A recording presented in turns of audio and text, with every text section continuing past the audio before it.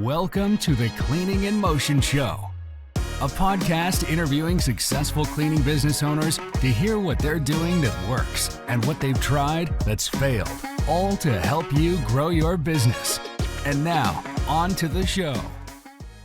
Welcome to the Cleaning in Motion Show. Today's guest, Ismael Martinez, has mastered the art of scaling service business with several cleaning, all within just a few years, hitting 7 figures in revenue. In these episodes, we're going to dive straight into practical strategies you can apply today, whether it's growing your brand on a budget or mastering customer retention or scaling without losing your core values, no? Get ready to tap into the mind of a true entrepreneur and live with actionable insights to elevate your business today. So welcome to the podcast, Ismael. It's a pleasure to have you here. How are you today? Doing good, man. Thank you. Thank you for having me. I'm excited. So I met Ismael in Panorama Conference. Ismael was one of the speakers, and he gave a masterclass on branding that really, I think, shook the core of a lot of the cleaning companies that were there, as you gave clear examples on how to build a brand that it's easy to recognize.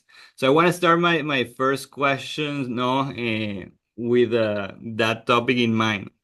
You build several cleaning, and I think your brand it's amazing, and the explanation that you gave was very straight to the point and very clear on why you did things like you did. And your approach was to create an easy, recognizable brand that can resonate with your customers and attract the right customers, which was a key differentiation point, that you emphasize on what type of brand you want to have, So help me understand a little bit, how do you develop this brand? How do you develop the image? I want our listeners who are starting out or who have just like a regular, typical cleaning brand that there is not much differentiation between one and another, to think about how they can make their business or their brand a little bit different and more recognizable. So help me understand a little bit, how was your process and how did you build your brand that you have today? Yeah, so I think I've been blessed and I've been lucky enough to have some understanding of the importance of branding and of marketing before I started my business. So when I created our cleaning business, we built the business on a foundation of marketing. That was the core piece of our business, was the marketing, the image, the branding, the logo, the name. Versus, the majority of people out there in service companies, more specifically in cleaning, the foundation of their business is cleaning. And then it's really hard to scale cleaning. You have to scale brands. It's really hard to scale cleaning. So what we did is we put a little bit of time into, first of all, understanding who our ideal customer was going to be. And we figured out that a middle upper class, double income family will be our ideal customer, where mom and dad work, and they're not necessarily looking for cleaning itself. They're looking for times, people that they don't have a whole lot of time. They just need an extra set of hands around the house. So we built our entire business focus on this demographic. We found a catchy name, an easy to remember and recognize name. Some laws of marketing says that if you can have one word that is less than 6 letters, the likelihood of that person retaining the name and remembering it is much, much higher than if you have multiple words in the name that is a lot of letters, right? So we wanted to create a short, simple, straight to the point, Zebra Cleaning. Zebra, every person, whether you're male, female, Hispanic, black, white, Asian, elder, young, youth, if you say the word Zebra, not only do you know what it is, but you can just see it in your head. You can see the very unique print. So we opted to call the business Zebra Cleaning. Another very strategic move we did is we did not want to confine our business to just cleaning. we knew that if we created a name that was very attached to cleaning, it would box us in just the cleaning space. So we wanted to eventually be able to branch out to other services, other type of products and offerings, and not being confined by the name, right? So we chose Zebra Cleaning. If you look at our logo, it's a pretty sexy, pretty sleek logo, pretty modern. It's a deconstructed letters. I'm gonna So, share here for oh, there it is. I our like it. viewers.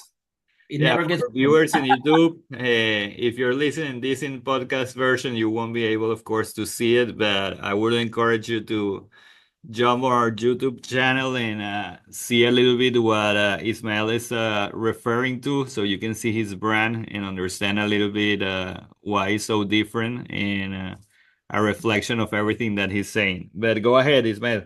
Yeah, so that's exactly it, right? So we chose this somewhat of a modern look to the logo, easy to read, very explanatory. You read it, you know exactly what we offer.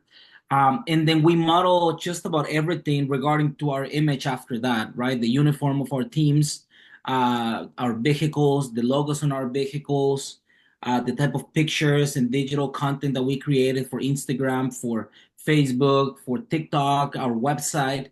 So we try to make everything that was very eye-catching and very appealing for this demographic, which we found it was, you know, middle upper class, double income, that are usually between 30 and 50 years of age. And we found that all of these people, we can get a hold of them on Instagram, on Facebook, on social media pretty quickly. They're all engaging in social media. So we spent a lot of time and a lot of effort into building our Instagram page, um, creating a lot of buzz. So in about half of the metro area of Phoenix, Arizona, which is where we operate, we call it East Valley. If you ask any women between 30 and 50 years old that is on social media, if they've heard of Zebra, they will probably tell you yes. Everybody heard of us. We ran ads, we posted videos, we did collaborations, we work with a lot of local social media influencers. So, I mean, our content has been seen by millions of people just here in the Phoenix metro area. So it was a really fun project to do. And once again, it's a cleaning business that was built on a foundation of marketing. When you started the business, you already had this brand, or this brand evolved the first year as you start getting more The into? only thing that is changed, so when we started the business, it was called Zebra Home Cleaning, which then again confined us to only home cleaning, right? Okay. So the only change we did about a year into it was we got rid of the home. As we started to expand into commercial carpet cleaning, window cleaning, what we did is we got rid of the label and we just said cleaning. That way, there is an entire ocean of opportunities in the cleaning space, whether it be solar panels for homes here in Arizona or pressure washing. Heck, at some point I thought about doing car detailing, right? If we could do car cleaning, like Zebra could do it, and we already had a strong brand. So that's the only adjustment we did. I came up with the brand probably over a weekend back in 2019. I hired a graphic designer. She helped me put together the logo, the colors, which are pretty simple, black and white. And I mean, the brand was built in a weekend. And then we just kind of tweaked Nice. a little piece about a year and a half after we started the business. I love it, man. You make it seem so simple, and sometimes people overthink it. What's gonna be my name? What's gonna be the colors, the logo, and that turned into months of staling action and putting on pause and hold, you know, whatever the next step is. Uh, so I think so for you, because you know about the knowledge, I think it was a it's not a common case that you can build a very strong brand, because I love the brand, I love the colors.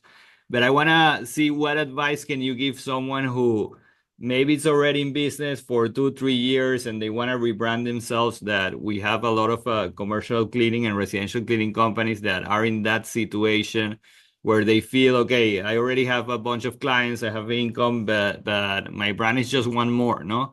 It's just one more in a pool of crazy amount of competitors. What can they do? What would be the But I steps? feel, and you sat through this before, right? So when we were at Panorama, essentially half of my presentation was identifying what is called the avatar, right? Who is your ideal client? It is so hard to market to the whole world. And then especially it is so hard when you're trying to acquire customers when you're marketing to yourself. Now, what does this mean? Most business owners, and I made that mistake before, we have these ideas in our mind of what we like, not what the customer likes, right? Oh my gosh, I love pink color and I love flowers. So if I put flowers and pink in my name and then a happy face, I think it looks beautiful. But it doesn't matter what you think. All that matters is what your customer thinks, right? And sure, Yeah. it can be. So what happens is it requires a level of business maturity to detach your emotions and what you like and think about, okay, who is it that I'm wanting to sell to? And once I understand how they buy, how they purchase, well, let's cater to them regardless of what I like, I right? love it. Yeah. I have zero ties to a zebra. I mean, the first time I saw a zebra was just a couple months ago at a zoo, right? So I have zero emotional ties to a zebra, but I know what the image of a zebra and a clean, sleek logo can do for my customers. Not so much for me, right? So I think that would be the first actionable step for any business owner, any person in the cleaning space. Understand who are you selling to, what do they like, what are they looking for. One of the ladies I spoke to in Miami, she does a lot of cleaning for like professional athletes, high-end people in high rises. But these people shop much different than my demographic, right? They're not spending time on Instagram. They're busy. They're running busy lives. There's a different way that you market to this type of demographic than my demographic, than a commercial demographic, than um, I know this guy. I met this guy in Kansas City that all he does is crime scene cleaning, right? Well, the way he approaches and markets to his demographic, it's much different than mine, right? So understanding who is your ideal customer, what do they like, where do they live, how old are they, what are they into, what are they attracted to, where can you find them? That is so important, and then you can make changes to the brand. Making changes to the brand just for the sake of making changes to the brand means absolutely nothing. There's companies that can go and spend tens of thousands of dollars rebranding, but if the ideal customer is not in mind, it will have zero impact in the results. I love it, man. Very straight to the point, very actionable. Know your avatar, know your demographic. Don't think about you, think about them. And that's an amazing starting point, no? Now that you have your brand well defined, I want to talk a little bit about sales and customer acquisition, no? Acquiring customers can be challenging, especially, for people that are starting out. I want to hear from you what methods have been the most effective: direct sales, paid advertising, referrals. How would you advise a small business or someone who wants to grow to take their first step in scaling customer acquisition? Yeah. This really is where I think what set Zebra apart from any other company in the Phoenix metro area in the last 4 years. We were pretty good at getting those accounts, getting our hands on customers. Which I mean, just in the next couple weeks, we're going to be releasing essentially a sales and marketing program to help cleaning companies with that. And it's all catered to how to do it at a very low cost. It does take a lot of work, but it's at a low cost, and the results are like 99.99% guaranteed, right? So I'll talk to you briefly on what we did for residential and then what we did for commercial. And it works like a charm every time. So one of the things we did, which is part of my background, is we went and we did door to door. We started knocking in really nice neighborhoods. We knock on people's doors, introduce ourselves, and we asked for them. We didn't leave them a card. We asked them to give us a shot. We say, hey, even if you have a cleaner, would you tell them to skip one service and give me a shot? And I'll do it super cheap. There is no, no risk for you. Give us a shot. If you love us, keep us. If you hate us, then at least you got a cheap clean, right? And you will not believe the conversion on that. It's just crazy conversion. And one of the reasons why we got a crazy conversion is because we then focus not so much on the cleaning, which is what everybody focuses on. We focus on everything that is around cleaning. So our communication system, our booking system, our credit card, our ability to take credit cards from people, our ability to set up reoccurring charges for them. You invest in Essentially, the experience, basically. correct. So we did not focus on it. In fact, we were pretty bad at cleaning the first year. We sucked at it. But people would say that if you clean my house, it's good for me. What they appreciated was our how prompt we were, how consistent, how convenient, how easy we made it. We sent a branded card, girls in uniform, same product, same system. So more than delivering an over-the-top high quality, we delivered an over-the-top experience and the convenience of them to be shopping with us. We found that they don't care as much for the cleaning itself. They care more about how easy it is to shop cleaning from us. So that's where we just went to work and we did it so good. Nobody does it like us. It is the easiest thing to hire Zebra, right? So that really made a big difference for us when we were selling. Um, with that, we did a lot of work on Instagram. So we built a beautiful Instagram page. We started posting every single day, video stories, like every single day, really. And people can go and look at the Zebra Instagram page. It's just about as good as it gets. I don't think there's very many other pages that can compete with us. And it's been very strategic, right? It's designed to build credibility in our company. So once we always tell people, hey, go check out our Instagram, check out our Instagram. They pull it out and they love it. And what we did is we started doing a lot of now digital door knocking. We started sending DMs to people.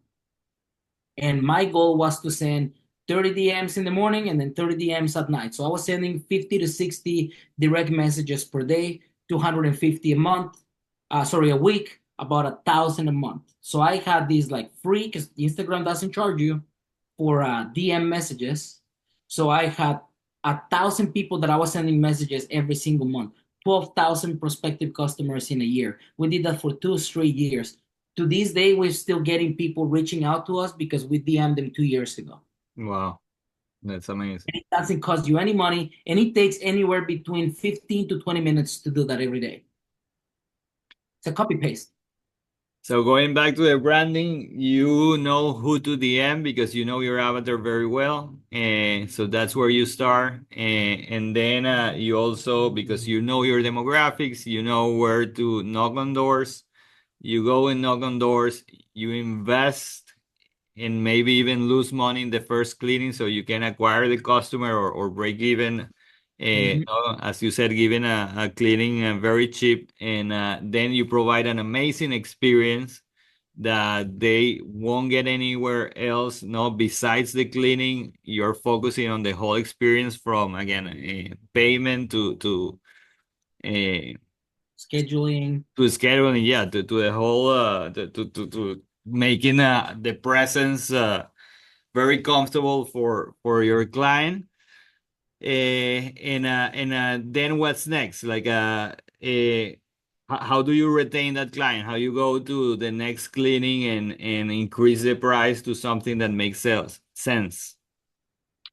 So what we do on the retention of clients, we once again we learned that the missing piece in the cleaning industry is everything that is outside of cleaning. I did a lot of research on cleaners. In fact, I was trying to acquire cleaning companies. I was trying to hire managers from other cleaning companies. And the one thing that everybody will flash, and it was their badge of honor, is how good they were at cleaning. And at Zebra, we've never really put a lot of focus into being good at cleaning. We feel like cleaning is pretty simple. It's either you do it or you don't. Adding layers of complexity of cleaning, it's, I believe, a waste of time. Some people will argue with me on that, but I think cleaning, once it's done, it's done. You don't have to overdo it, right? So what we chose is we wanted to know how to do it effectively, how to do it right. And then once we dialed that processing, then the rest of our attention was placed in how to do customer service, how to communicate with the customers, how to keep the customers uh, in control of their account, right? People like to be in control, so we created different things where they could be in control and they can talk to us. They can speak with a live person. We can make little adjustments for them. But also, as we grew and scale, we were pretty good at spending our time in setting the right expectations. We found that the happiness of a customer comes from meeting their expectation. So now a lot of our customer service has to do with how we set expectations about the delivery of their service, the scheduling of their service, their guarantees, our team, the time we're on site, how we do things. And that's helped us reduce complaints, reduce cancellations, and then customers tend to stay longer with us. Now, I love that you say door knocking because I am a firm believer that old school strategies still work very well, for commercial and residential. We preach a lot about cold calling as well. But of course, there is a huge resistance, when it comes to being uncomfortable and start doing door knocking because fear of rejections and any other things that mindset that business owners has, like what advice would you give to someone who is hesitant in doing door knocking? How do you overcome that fear? How did you train your team? I don't know if you have a sales team that is doing door knocking right now. Yeah, we so for our cleaning business, we no longer do door knocking. Like I said, now the snowball effect of all the work we did for 2 years still paying off. Um, we do that for our pest control company a lot. But what I will say on door knocking, and the way I will say it right now, it's going to sound half full of truth, and then the other half is going to sound extremely arrogant. And I'll let people decide how they want to take it, right? But the reality is, it works, and it is hard to do. That's why it is so effective, and that's why it pays so well, because it works and it is hard. Now, the best part of it, it's because it works and it is hard to do. Not a lot of people are willing to do it. So if you're willing to do it, I promise you it will work and it will pay you really good. It makes you a ton of money. It allows you to put your customers right where you want them. It allows you to decline customers you don't want because you're interacting with them, you're seeing them, right? Now, understanding that, just know that if you are a person that is not willing to get uncomfortable, don't be surprised when a guy like me, a company like Zebra comes and just grows and goes past you at 1,000 miles an hour because we're willing to do it. Yeah. And that's If and that's not a motivation yeah, enough for you to take action, I don't know what it is, but yeah. companies here the street where we had our office, within a 2 mile stretch, there were like 10 different cleaning companies. During the pandemic, that's when we just doubled down on door knocking. We thought, hey, everybody's home. That's where we're gonna catch them. Let's go knock on their doors. It's smart, yeah. These companies were not going to work. They were scared of the virus. They were trying to figure out what's going on. They were listening to the news. What they were all doing that stuff, we were out knocking doors. We like quadruple in a matter of like a couple months during the pandemic. That was the biggest accelerator of our success. And it's not that it's we had the entire city to ourselves. We were knocking. Nobody was like bugging with them. We will show up to people's homes and they were like, yeah, our cleaner hasn't showed up in like 2 months. Oh, awesome. Well, we'll do your cleaning. And to this day, we have a lot of customers that we knock on their door that are still paying for their cleaning, and that's how we found them. So door to door works. It is just so good. It is hard, but it works. And talk to me a little bit about the commercial side. You mentioned that you were gonna tell us a little bit how you are acquiring clients for commercial cleaning. So commercial cleaning, what we did, I did essentially some digital door knocking with that, and I had a pretty simple strategy. To some people, it may work. To some others, it may not. But what I did is I went after brand new businesses. So business owners are very proud on online posting the progress of their business. They're starting their store. So I will look hashtags like small business, grand opening, uh, chamber of commerce, right? And then I will just find businesses that had just recently started or they were about to start, And I will send them a somewhat long message saying, hey, just like you, I'm a small business owner. We do cleaning, and we're really excited for your business. So let me know when your grand opening is over. I would love to send one of my crews to clean your place, and that will be our housewarming gift and our essentially our your gift for starting a new business, along with our best wishes, and that's completely for free. We're not going to charge you for that. And 10 out of 10 times I got a response. Oh my gosh, that is so nice of you. We would really appreciate it. And when you go and do a free clean for another business, they will always hire you. Always. They will not take a freebie from you and then go hire somebody else. They will say, you know what, this guy gets it. He's a small business owner just like me. He knows the struggle. He's wanting to save money. Like that's an ally of me. So I went from being a stranger to another business owner to being a great ally to them. They love me. They know that I had their backs and that I really wanted to wish them the very best. And we got, I don't know, I think right now we do about like $50,000 a month of commercial cleaning. And most of them, that's how we got it.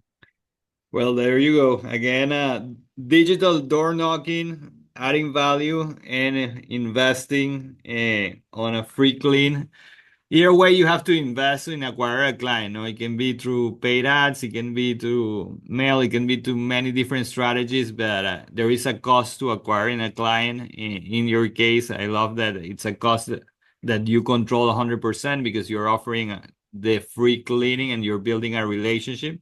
And your worst case scenario is that even if they don't hire you right now, you build that relationship and they will always be grateful and they will have in the back of their mind. No, so I would say it's a safe bet. No, that if doesn't pay immediately, will definitely pay in the future. So I think that's a very very good strategy. And the other thing, and this is just a sales-driven person like me. Another thing that I've learned with commercial is every cleaner when they interact with a business owner, they all have the same exact pitch, and it's a pitch that all business owners roll their eyes when somebody shows up. They come with a business card and say, "We'll love to give you a quote. We'll love to give you an estimate, right? We'll love to put on a bid." I never ask for that. I walk in and I say, "Hey, I do a couple of the neighboring businesses like you from where you're at, and it makes so much sense for my business to do your business. What do I need to do to get your account?" I don't ask him. I just tell him, "Tell me, there is always a way you can get the account."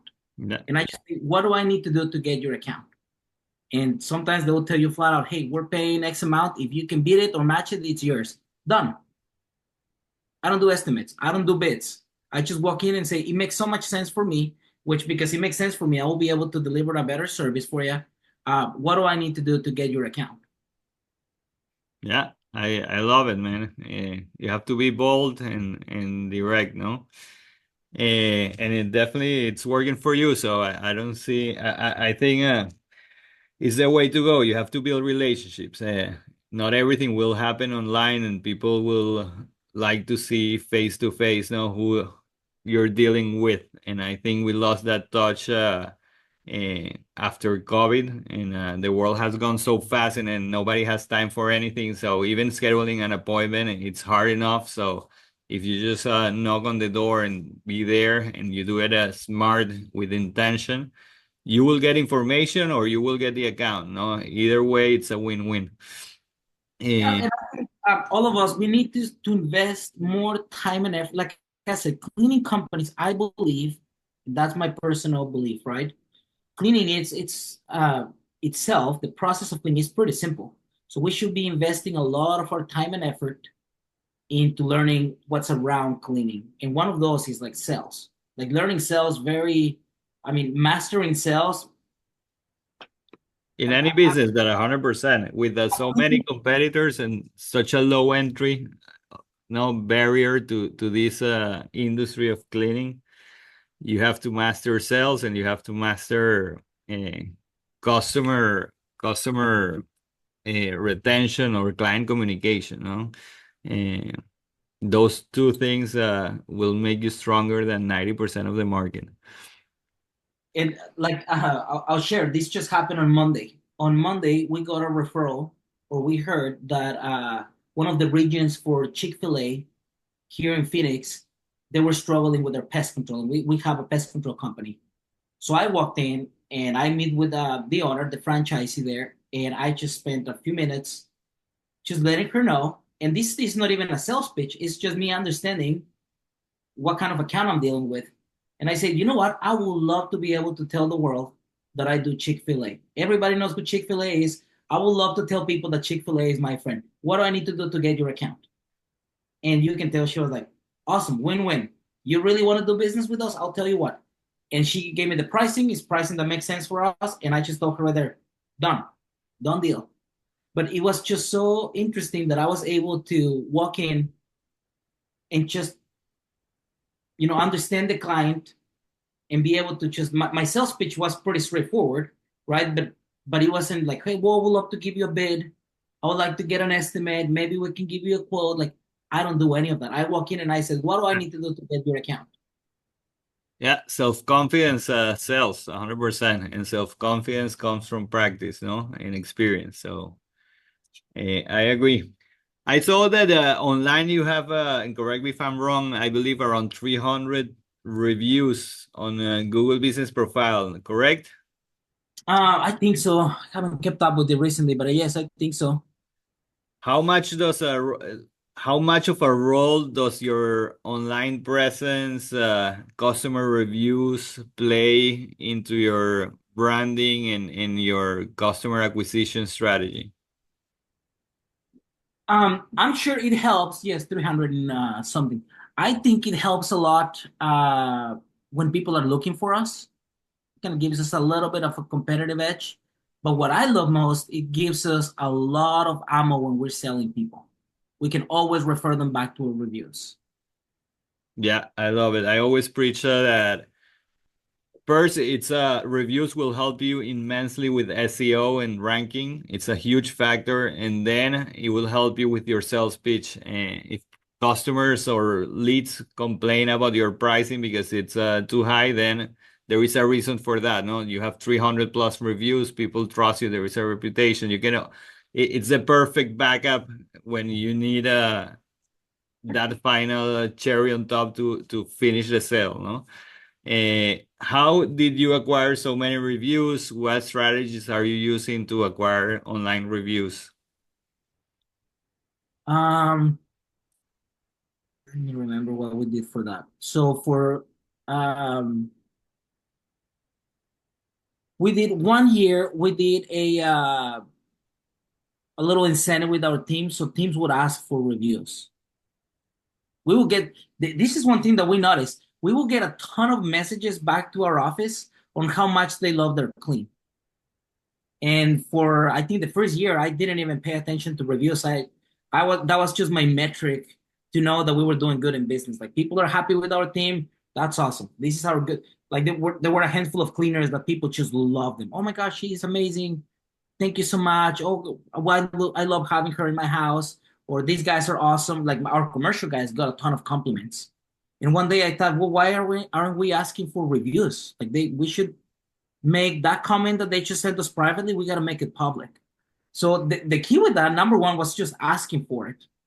First, we just started asking people, "Oh my gosh, thank you so much for your feedback. Can I ask you a huge favor?" And then I'll send them the link. Can you just copy and paste that message you send me and put it on Google? That means the world to us. And I was never embarrassed to ask for it. So we got a good bunch of those, and then we for I think like 5 or 6 months we ran a little incentive for the girls. They got a little cash incentive for getting reviews. Yeah, great. Reviews, again, it's a huge part of your brand and marketing strategy. I think everyone should train their team on how to get reviews and put it same way as most business or most successful business have sales goals, retention goals. Everyone should have monthly review goals because it will only make you stronger and better, and it will make the sales process easier, no? Uh, Ismael, we're almost approaching the hour. I'm gonna shoot you a couple of more questions and we'll wrap it up. I wanna learn a little bit about your leadership and management style. How many people you have right now in your team? think all cleaning we're right around, I think, between 40 and 50 people right now. Wow. Tell me a little bit, what has been the toughest leadership lesson you learned while scaling from one person, no, all the way to 40? And what advice would you give to business owners to avoiding these mistakes that you have done in this short journey, but successful journey that you have? I think my first mistake I made, and probably one of the biggest ones, was wanting my team to care for the business as much as I do.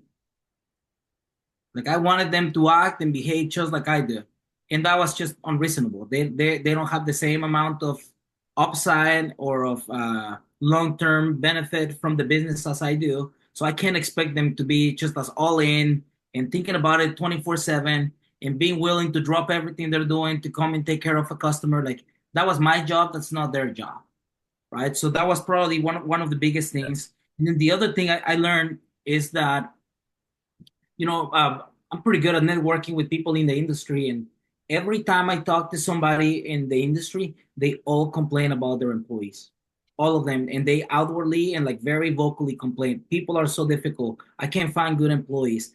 The employees suck. Oh, they're driving me nuts. And we've had issues with employees, but for the most part, they are the best part of our business. So we have taken an approach and a mindset that they are the most important asset of our business. And we also have learned that people are doing their best. I don't believe any of our team members show up to work and trying to stick it to us. None of them are trying to damage the business. They all show up and they want to do their best. Do they fall short sometimes? Yes, they do. But we've learned to think the best of our team, to always give them the benefit of the doubt, to know that they are really trying to do their very best. And sometimes, even when they fall short, they are just as frustrated with that situation as we are. So there's no need to go and beat them up again because they made a mistake. So we've chosen to think the best of our teams. We've chosen to give them full trust and full confidence that they will do their job and they will do it right.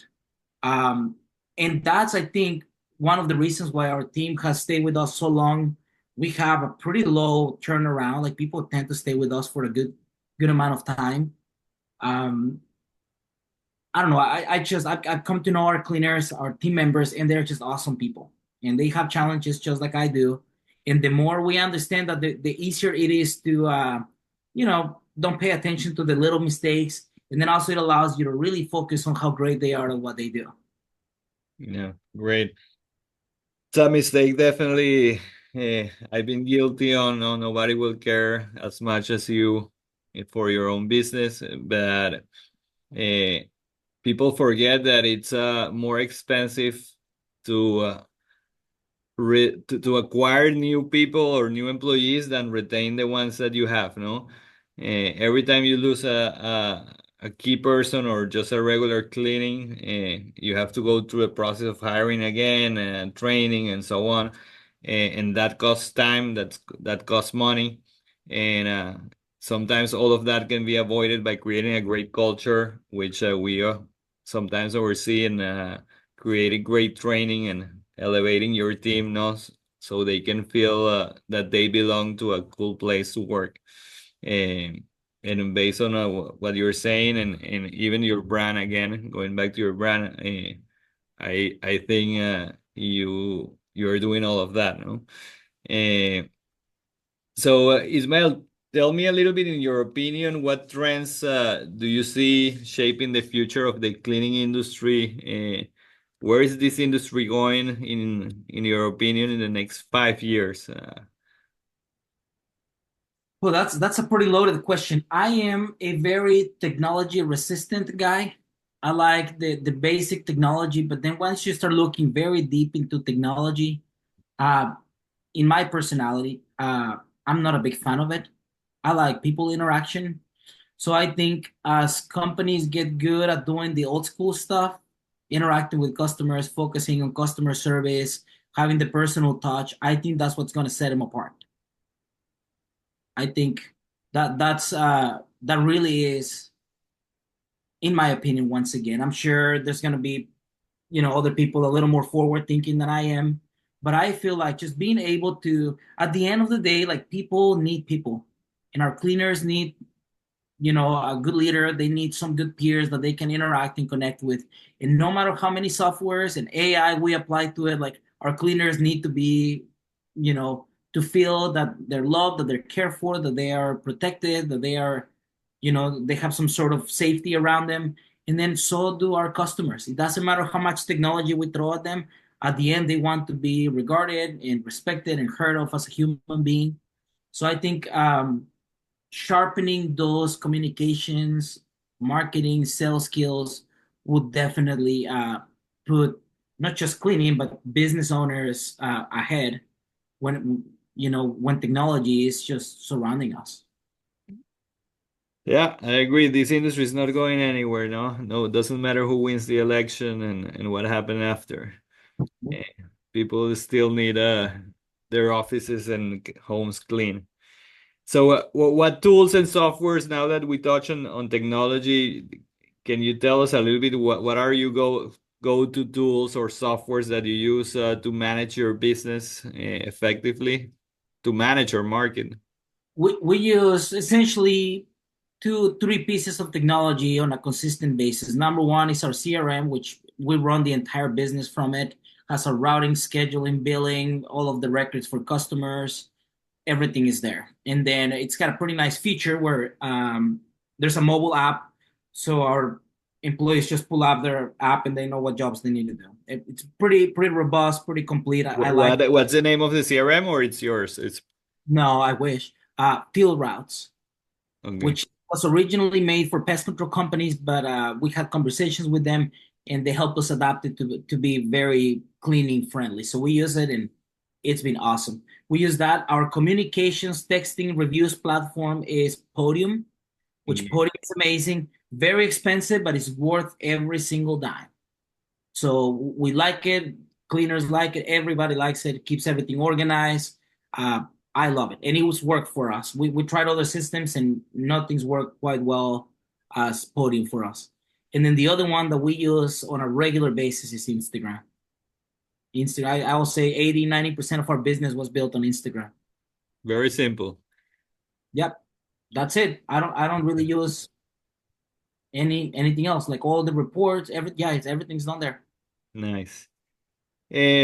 Ismael, to wrap it up, one piece of advice you wish you had known earlier in your career that would probably fast track some of your success, or to someone who is jumping into this world and is eager to learn how to grow their cleaning business. Anything comes to mind?